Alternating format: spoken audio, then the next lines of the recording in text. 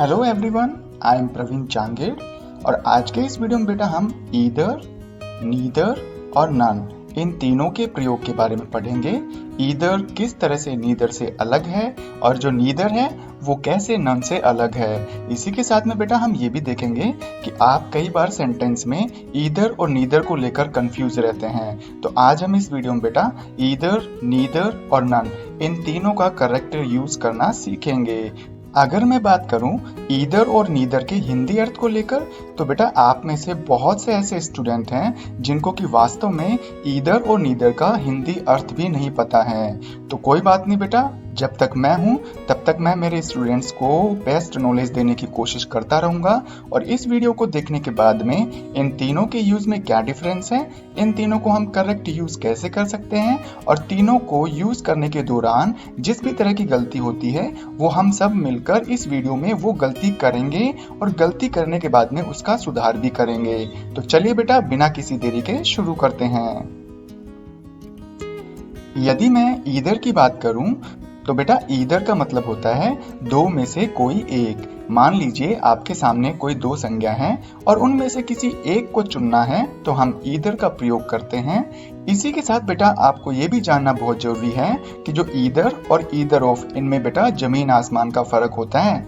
Either जो है वो डिस्ट्रीब्यूटिव एडजेक्टिव है जबकि ईदर ऑफ डिस्ट्रीब्यूटिव प्रोनाउन है। और बेटा आप हमेशा ध्यान रखिएगा, ईदर को आप आइदर भी बोलेंगे ना तो भी बेटा कोई प्रॉब्लम वाली बात नहीं है। इन दोनों का प्रोनाउंसिएशन आप ईदर और आइदर दोनों में से कोई सा भी एक कर सकते हैं। यदि हम बात करें ईदर की तो बेटा ईदर के बाद में आपको हमेशा सिंगुलर नाउन का प्रयोग करना है और वो जो सिंगुलर प्रोनाउन है बेटा वो काउंटेबल होना चाहिए, अनकाउंटेबल नाउन नहीं होना चाहिए। इसी के साथ यदि हम ईदर ऑफ की बात करें तो बेटा ईदर ऑफ के बाद में हमेशा प्लूरल नाउन का प्रयोग किया जाता है। तो चलिए बेटा इन सभी चीजों को हम एग्जाम्पल से बेहतर तरीके से सीखने की कोशिश करते हैं। यदि हम फर्स्ट एग्जाम्पल की बात करें तो बेटा फर्स्ट एग्जाम्पल में लिखा हुआ है ईदर बॉय इज ऑनेस्ट। मतलब ये है कि भाई आपके सामने दो लड़के खड़े हुए हैं। अब दो लड़कों में से कोई एक, ईदर का मतलब क्या होता है दो में से कोई एक, तो दो लड़के जो हैं उनमें से कोई एक जो है ना वो क्या है, ईमानदार है। ध्यान रखिएगा यहाँ पे दोनों के दोनों जो बॉयज है ना वो ईमानदार नहीं है, उनमें से कोई एक ईमानदार है। अगर हम सेकंड एग्जाम्पल की बात करें तो यहाँ पे लिखा हुआ है either of the boys is honest.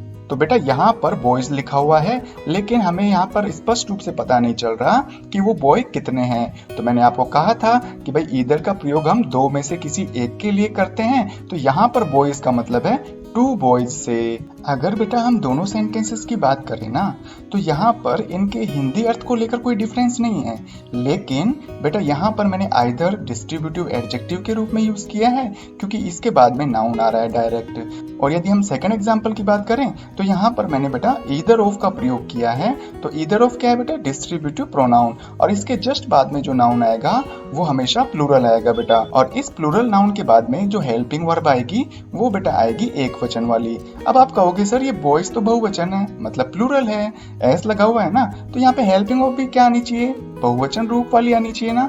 लेकिन बेटा ऐसा बिल्कुल भी नहीं है। जरा आप अच्छी तरह से देखिए ईदर का मतलब क्या होता है, दो में से एक, दोनों नहीं।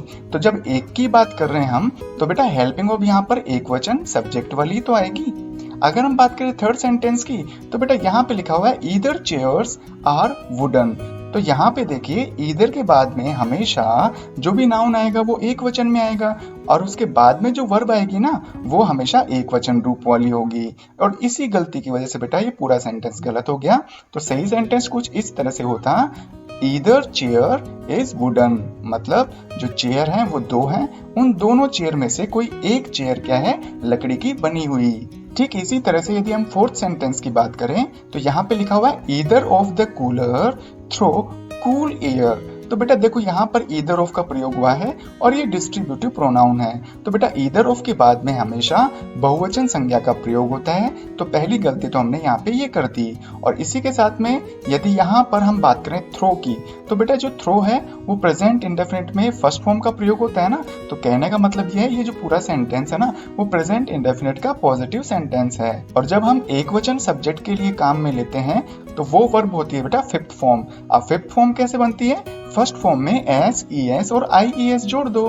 तो बेटा हमें यहाँ पर फिफ्थ फॉर्म का प्रयोग करना था, क्योंकि ईदर ऑफ का प्रयोग हम एक वचन के रूप में करते हैं। तो सही सेंटेंस इस तरह से होगा, either of the coolers throws cool air. यदि हम बात करें नीदर के करेक्ट यूज के बारे में, तो थोड़ा हम पहले नीदर के बारे में जो बेसिक जानकारी है वो जुटा लेते हैं। तो बेटा ईदर और नीदर का जो यूज है, जो रूल्स हैं, सेम ही है, बस थोड़ा सा आपको पढ़ने की जरूरत है। तो यहाँ पर देखिए बेटा, नीदर जो है उसका हिंदी अर्थ होता है दो में से कोई नहीं। अगर नीदर का हम इस्तेमाल करते हैं तो ये डिस्ट्रीब्यूटिव एडजेक्टिव है। अगर हम नीदर ऑफ का इस्तेमाल करते हैं तो बेटा ये डिस्ट्रीब्यूटिव प्रोनाउन है। नीदर के बाद में भी सेम ईदर की तरह ही सिंगुलर काउंटेबल नाउन का प्रयोग होता है, जबकि नीदर ऑफ के बाद में हमेशा प्लूरल नाउन का प्रयोग किया जाता है। तो चलिए बेटा, नीदर के प्रयोग को अच्छी तरह से समझने के लिए इनके एग्जाम्पल्स को भी देख लेते हैं। तो बेटा सबसे पहले आपको ये ध्यान रखना होगा कि यहाँ पर जो एग्जाम्पल है ना, वो ईदर के ही थे, बस मैंने क्या किया, ईदर की जगह नीदर का प्रयोग कर दिया।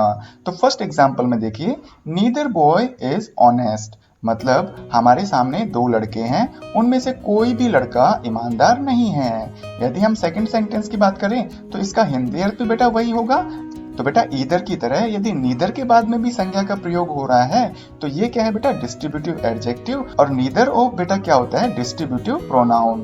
अगर हम थर्ड एग्जांपल की बात करें तो नीदर चेयर्स आर वुडन, तो बेटा इस सेंटेंस में ठीक वैसी ही गलती है जो कि हमने ईदर वाले प्रयोग में देखी थी। अगर हम फोर्थ एग्जांपल की बात करें तो यहाँ पर भी बेटा सेम वही गलती है जो कि हमने ईदर वाले में देखा था।